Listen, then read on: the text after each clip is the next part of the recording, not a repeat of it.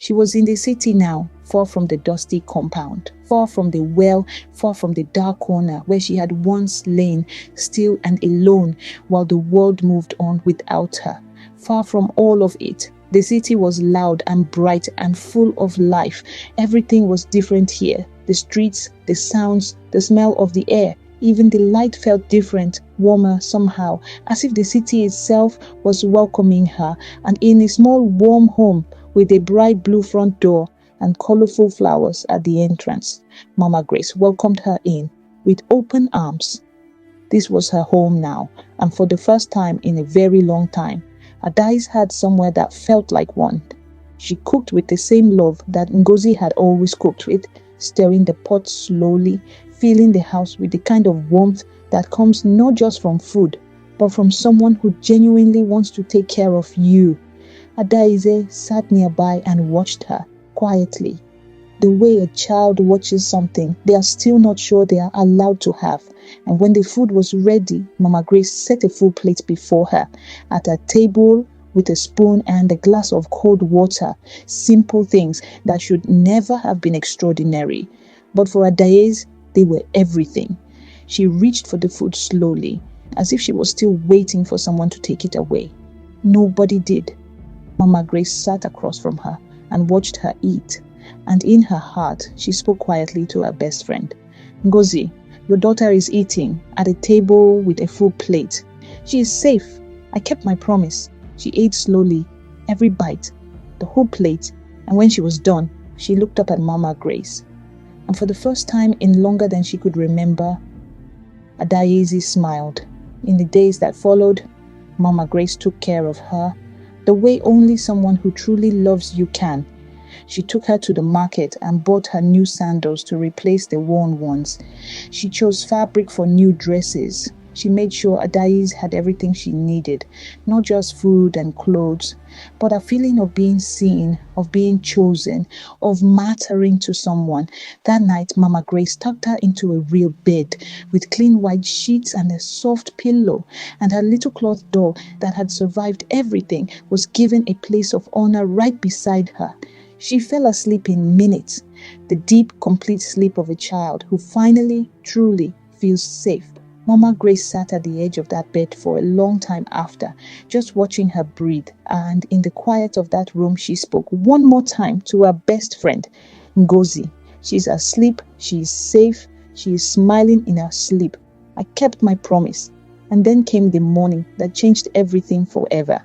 The first day of school. She stood at that gate in her pressed uniform and her new black sandals and her school bag on her back.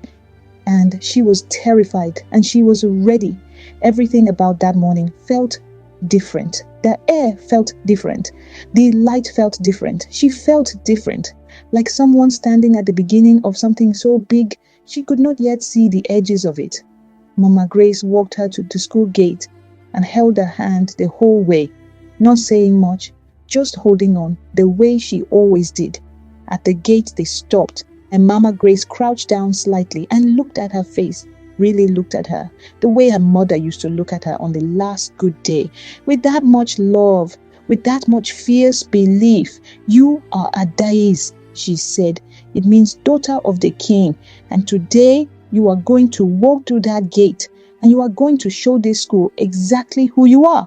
Adaize looked at the gate, at the other children in their uniforms moving through it, at the school beyond it, at everything waiting for her on the other side.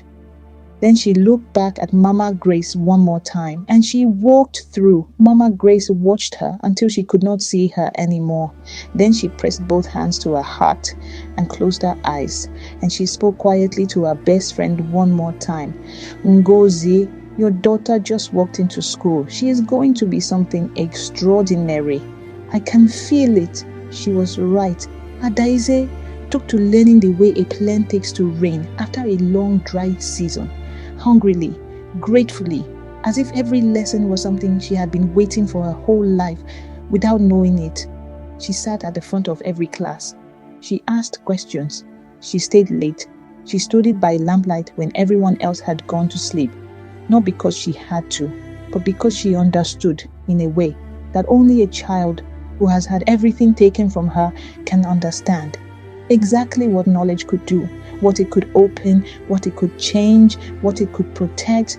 And at home, she was finally home. She learned how to laugh again. Really laugh, the kind of laugh that comes all the way from inside a person who finally feels safe enough to let it out. She laughed in the kitchen with Mama Grace while they cooked together and made a mess of the counter. She laughed over homework at the small wooden table in the lamplight. She laughed at nothing and everything the way children are supposed to. She celebrated her first birthday with a cake and decorations and someone who clapped for her. She blew out the candles and made a wish. For the first time in years, she believed her wish might actually come true, and she grew season after season, year after year, fed by love and shaped by determination and watered by everything Mama Grace poured into her. Her days grew into someone extraordinary.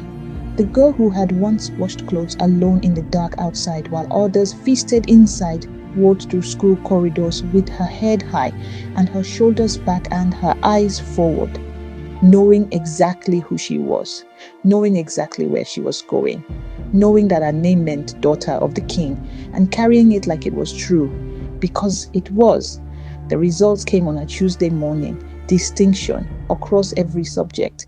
Mama Grace read them aloud 3 times, because once was not enough to believe it, because Ngozi deserved to be told 3 times.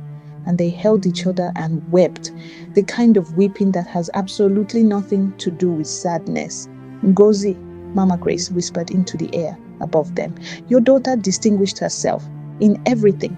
3 months later, a letter arrived, a full scholarship abroad to study at a university that Adaeze had only ever seen in books. The kind of opportunity that does not come by accident. It comes by years of showing up and working and refusing, absolutely refusing to be broken. Mama Grace read it aloud. Her voice broke twice. She read it again, and Adaeze sat across from her and listened, and when the words finally landed, really landed, a single tear escaped down her face. Not from sadness, from the overwhelming weight of realizing that everything she had survived had been leading to this moment. The night before she left, they sat together in the lamplight and said everything that needed to be said. Mama Grace held her hands and told her about her mother, about the young woman Ngozi had been before the illness came, about her laugh, about the way she offered food to a stranger at a desk one afternoon and changed both their lives forever, about how she had swept every morning with a song on her lips and a baby on her back and made the whole compound feel like sunshine. She told her, your mother was extraordinary, and so are you, because you are hers. Remember where you came from, not because it defines you, but because it shows you how far you can go.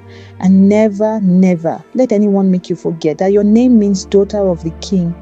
Adaeze listened to every word and held every word and carried every word forward into everything that came next. The airport was loud and bright and full of strangers going everywhere, but in the middle of all of it, 2 women held each other and made the whole world quiet. Mama Grace held her like she was still that small, exhausted girl she had found in the dust of a forgotten corner, and Adaeze held her like the mother she had become. She did not look back, not because she did not love her, but because Mama Grace had spent years teaching her. Always walk toward the light. Mama Grace watched her until she could not see her anymore. Then she pressed both hands to her heart. Ngozi, she said one final time, she is on her way. Your daughter is on her way. She landed in a new country, still wearing the same cream and gold Ankara she had left home in. The same dress, the same updo, the same girl, just in a completely different world. Everything was different, the air, the streets, the light, the faces around her. But Adaeze had survived things that would have broken most people. A new country was simply a new beginning. She had not come this far to be afraid of far. She studied like her life depended on it, because once it had.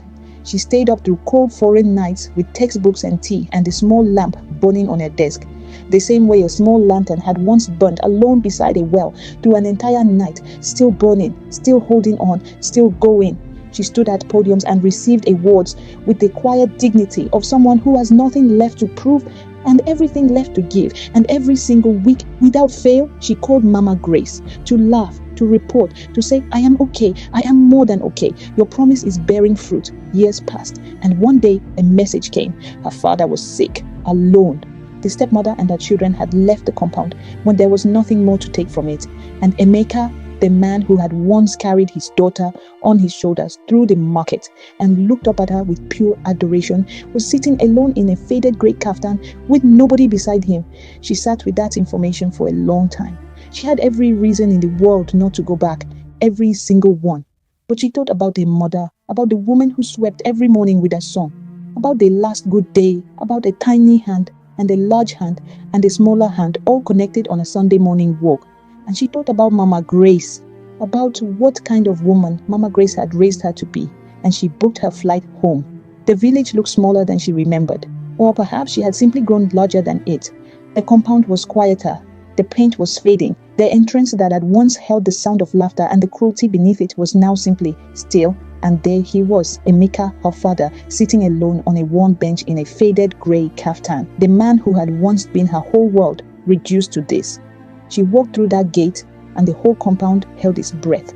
He looked up, and when he saw her, every year of what he had done and failed to do and allowed to happen crossed his face at once. Nobody could have blamed her for turning around, for walking back through that gate, for leaving him exactly the way he had left her, alone. But that was not who she was. It was never who she was. Because Ngozi had raised a daughter with a big heart before she left, and Mama Grace had kept that heart alive. She walked across that compound slowly, and she sat down beside him on that worn wooden bench, and she left a small space between them at first, both of them looking forward in silence. The compound empty and still around them, long shadows stretching across the ground. And then she reached across, and she took his hand, not because he deserved it, because she deserved to be free of the weight of it, because forgiveness was never for him, it was always for her. He broke the way only a man who has carried years of guilt in silence can break, completely, suddenly and quietly. And she let him, because she was her mother's daughter, and her mother had always been the kind of woman who let love be bigger than pain. From behind the compound wall, someone was watching. She had come back to the village when everything fell apart, when the money ran out, when her children left for their own lives, when there was nothing and no one left. And through a gap in the compound wall, she watched the child she had worked so hard to destroy, sitting in grace and dignity and forgiveness beside the man she had manipulated and poisoned and used. She watched for a long time, then she turned and she walked away, alone, down a road that had no warmth at the end of it. Some people are punished by courts and by laws. Others are punished simply and completely by the life they built for themselves. She built a life so beautiful, it made the pain worth surviving. She never forgot where she came from. The dusty compound, the dark corner, the empty plate on the floor, the sandals that sat beside a well through an entire night while nobody came, the back of a compound where a little girl lay still and alone and nobody asked where she was. She carried all of it, not as a wound, not as a weight, but as a reminder that she had survived, that she had been found, that a woman in cream and gold had kept a promise to her dying best friend and changed everything. A reminder that her mother had loved her enough, even from beyond, to send someone back for her. A reminder that the darkest nights come just before the light. And a reminder that her name was Adaize. It means daughter of the king. And she had lived every single day like it was true. The worn sandals that once sat beside a well in the dark. The gold shoes that now stood in the light of everything she had become. The same feet, the same soul, the same girl. Just finally free. The end, roots of thorns, wings of gold, dedicated to every child who survived and to every woman who kept her promise.